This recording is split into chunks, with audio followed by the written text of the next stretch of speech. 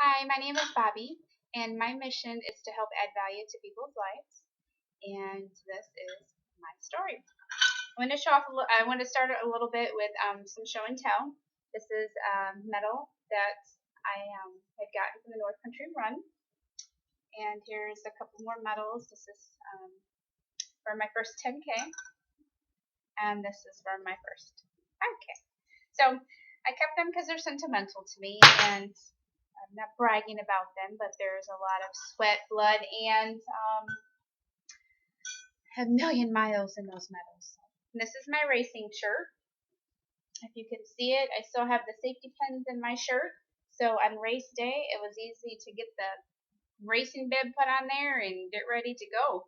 This is the back of my shirt. It says two people can do anything as long as one of them is Christ.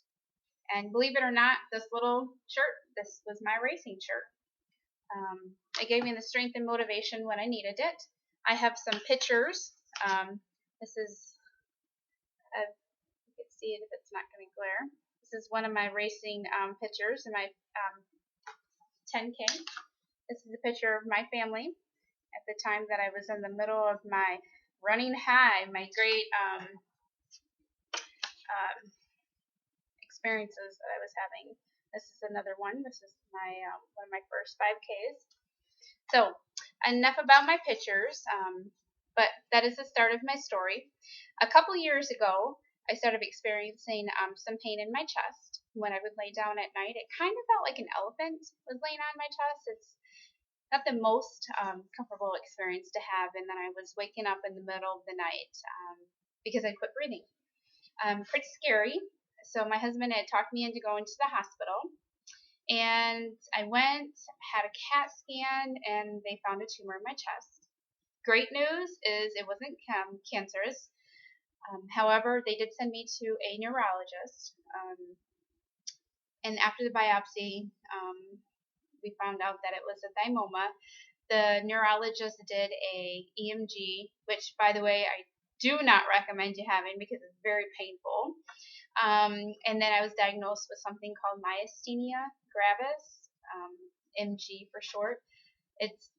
I've never heard of it before, but it's not something that's very common. It's a nerve disorder. And basically what happens is when your nerves talk to each other, they communicate through like electrical synapses, and your receptors pick them up. And they take them and they communicate with your muscle, your organs, or whatever it wants your body to do. Well, when my nerves were synapsing together, my receptors would just die down, and so they weren't communicating. So the more I would use my muscles, I would get fatigued. Kind of felt like my muscles felt like a cement-like. Myasthenia gravis, it affects your vision, it affects your breathing, hence the elephant like feeling on my chest and stop breathing. It also affects your large muscle groups, which is not good for runners because you need to breathe and you need to lose your large muscle groups. So just a little disclaimer, that's not the most scientifically correct way to describe myasthenia gravis, so please excuse my lack of Scientology or scientificology or whatever. So anyway, this is just my broken down, easy way to understand myasthenia gravis. So I remember I was sitting in the doctor's office and I was complaining to my neurologist, and he just looked at me and he said, people with myasthenia gravis do not run. You need to get over it. So after a lot of crying, a lot of ice cream, a lot of pain, I went into a depression. I gained 3 pounds. I felt alone because I went from running hours a day, like a 10-mile run was just a relaxing run for me, and I was married to running. It was my thing. I mean, in fact, I was actually due for a date. I needed to go running. That was how I solved my problems. That was how I felt good about myself, mentally, emotionally, physically. I needed to run. And so when he told me I couldn't, I cried, I was sad, I felt alone, I didn't know what to do. And a year later, after that, after my biopsy, I had to have another CAT scan to make sure that the thymoma didn't grow back. And they found out that the thymoma did grow back, in fact, and it grew back bigger, and it was growing up my neck, and it was starting to cause problems. So I had to have it removed, and because of where it's located, it's kind of like a finger-like tumor, and it can go in and out of places that are not good. So they had to do like an open heart surgery.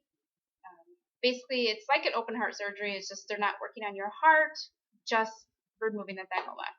So I had that, and it's pretty traumatic. And then a couple months later, my sternum came apart, so I had to have another surgery to have my sternum put back together.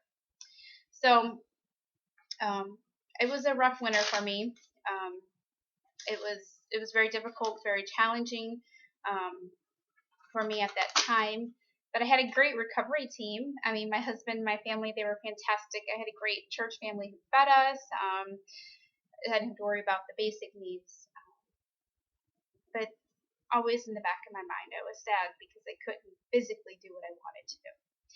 And then I met Julie Voorhees, who is currently my coach, and she reached out to me and just gave me motivation every day and encouragement. And then I had learned about PIO. And if you've ever had surgery, you know that you lose a lot of flexibility and balance when you have that surgery. So when I learned that PIO works on flexibility, it works on balance, it works on strengthening your body, I was all for it. I'm like, great, because in my mind, I need to do everything that I can do so I can run, because that's what I'm going to prepare my body for, is I'm going to go back and I'm going to run. So, and then I also learned that PIO was invented by one of my favorite superstars, Shailene Johnson. Love her. She is so great. So I said, why not? So I signed up, ordered the PIO, ordered the Shakeology. My body, because of the 2 surgeries I've had, they're pretty major surgeries, and because of the medicine and all the things going through my body, I need nutrients. So I started the Shakeology, which is an amazing nutrient-packed shake. I mean, it's just really fueled my body so then I could do the PIO. And I've been able to do it. I've been off my steroids about 6 months now, so yay! I'm getting healthy. I'm getting strong. I feel like that I finally stopped rolling down the hill, that I'm not desperately grasping on something trying to hold me up. Like, I can see the top, and I can see that at some point next spring I am going to be running again. This is what I want. I want this. I want to run, and that's my little daughter in the background. I want to run. I want my family to be there. I want to be able to race. I want to be healthy. I want to be strong. I want to do everything that I can to for these people right here. They're my family. And I want to be that good example for them.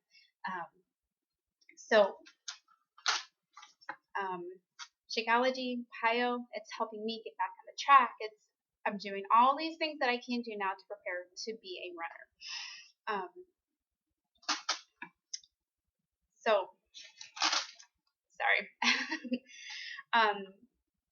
why am I a coach? I decided to become a coach so I can tell my story, because I know what it's like to be there, to fall down the hill and land on your face and have everything taken from you, to be in the dumps and to not know what to do, where to go, to be so unhealthy that you feel like you just want to give up. I know I've been there. I've done that. And all because my coach reached out and helped me. And she just gave me just a little motivation. Just a little, let's see what we can do. And I want to be that person. I want to help you. I want to be able to say, you know what? I've been there. How can we help you? What is your goal? What do you want to do so bad that you are willing to look up? Because when you're in that spot, you don't want to look up. You just want to sit there and be alone and concentrate on the things that you can't have. I cannot wait till I run. I'm so excited for that. So if you need help, if you need a starting point, if you need someone to reach out to you, to lift you up, to give you knowledge, to strengthen you, to help you, maybe find a program, find something that you can do, want to do, need to do, whatever it might be.